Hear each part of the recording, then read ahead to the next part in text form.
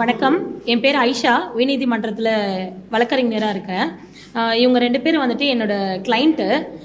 இவங்க பேர் வந்துட்டு தேவிக்கம்மா, இவங்க வந்துட்டு கோவிந்தம்மாள். இவங்களுக்கு ஒரு 86 வயசு இருக்கும், இவங்களுக்கு ஒரு 52 வயசு இருக்கும்.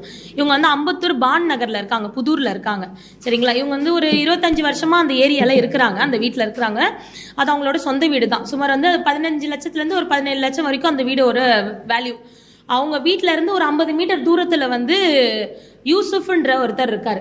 அவர் என்ன பண்றாங்கன்னா லேண்ட் கிராபிங்ல இவங்களோட சண்டைக்கு போறாரு.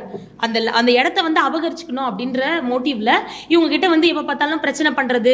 அதாவது இவங்க வயசானவங்க, இவங்களுக்கு கல்யாணம் ஆகல, இது வரைக்கும் கல்யாணம் ஆகாம அம்மா கூடயே இருந்துட்டு இருக்காங்க.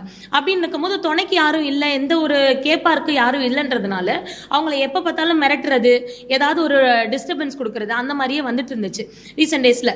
இது எப்படி போய் முடிஞ்சிருச்சுன்னா ஒரு அடிதடி சண்டையா முடிஞ்சிருச்சு. இவங்க வந்து வயசானம்மா, இவங்க வந்து வேலைக்கு போயிருக்காங்க. இவங்க வயசானவங்க வீட்டு வாசல்ல உட்காந்துருக்காங்க. அப்ப ஏதோ பள்ளம் நோண்டி இருக்காங்க போல, அவங்க வீட்டுக்கும் இவங்க வீட்டுக்கு இடையில.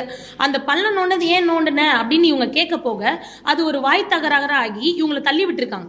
தள்ளி விட்டதுல இவங்களுக்கு பிராக்சரு, உடம்புல நிறைய அடிலாம் பட்டு இவங்க வந்து ஹாஸ்பிட்டல் அட்மிட் ஆயிருக்காங்க. ஏன்னா வந்து இவங்களுக்கு வந்து இவங்க அந்த இஷ்யூஸ்க்கு அடுத்து திருப்பியும் இந்த ஹாஸ்பிட்டல்லாம் போயிட்டு வந்ததுக்கப்புறம் திருப்பி ஒரு பிரச்சனை இல்லை, இந்த அம்மாவை வந்து அடிச்சு இந்த மாதிரி ஆக்கியிருக்கிறாங்க.